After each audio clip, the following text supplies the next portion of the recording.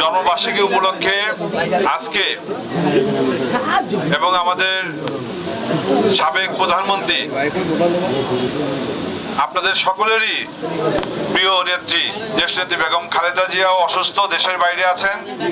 তার রোগ মুক্তির জন্য দোয়া জন্য আজকে অসহায় মানুষের জন্য শীতবস্ত্র বিতরণের জন্য আজকে আমরা এই আয়োজন। ইনশাল্লাহ উনি আবার দেশে ফিরে আসবে আমাদের মাঝে, আপনারা তার জন্য দোয়া করবেন এবং তার ছোট ছেলে আরাফাত রহমান কোকো তিনি আমাদের মাঝে নেই, তার জন্য দোয়া করবেন। আমরা তার পরিবারের জন্য আপনাদের কাছে দোয়া কামনা করছি।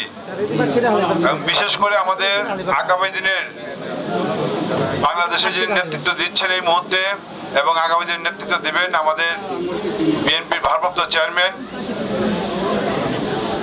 জনাব তারেক রহমান, সারা বাংলাদেশে এইরকম অসহায় মানুষের পাশে দাঁড়ানোর জন্য বিএনপি এবং সমস্ত মানুষকে নির্দেশ দিয়েছেন, আহ্বান জানিয়েছেন। আজকে যেখানে সমস্যা হচ্ছে, যেখানেই কোনো দুর্যোগ হচ্ছে, জনাব তারেক রহমানের নির্দেশে সবাই ছুটে বেড়াচ্ছে। যেন তিনিও আগামীতে বাংলাদেশে এসে এই বাংলাদেশকে, নতুন বাংলাদেশকে বিনির্মাণের জন্য উনি যেন কাজ করতে পারেন, বাংলাদেশের মানুষের মুখে হাসি ফেরাতে পারেন। যেমনি ভাবে নিরপেক্ষ তত্ত্বাবধায়ক সরকারের অধীনে নির্বাচন হবে, দলীয় সরকারের নির্বাচন তো দেখেছি, তাই না? দিনের ভোট রাত্রে হয়ে গেছে।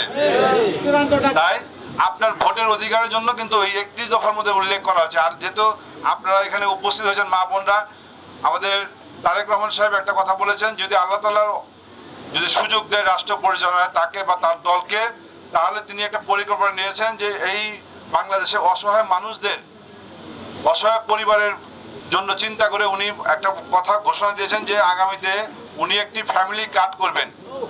ফ্যামিলি কার্ডটা হচ্ছে এরকম যে একটা পরিবারের যদি 4 জন সদস্য থাকে, আমাদের মা বোনরাই কিন্তু সংসার চালায়, সেই গৃহকর্ত্রীর নামে কার্ডটা হবে। এই গৃহকর্ত্রীর নামে কার্ডটা হবে। এই কার্ডের মাধ্যমে প্রতিটা পরিবারকে, আগে যেমন রেশনিং সিস্টেম ছিল, প্রতিটা পরিবারকে চাল, ডাল, লবণ, তেল, চিনি যেটা তার পরিমাণ মতো রাষ্ট্রীয়ভাবে ইনশাল্লাহ উনি দেওয়ার জন্য প্রতিজ্ঞা করেছেন। ইনশাল্লাহ আল্লাহ তাআলা সুযোগ দিলে উনি ইনশাল্লাহ করবে। তাই আজকে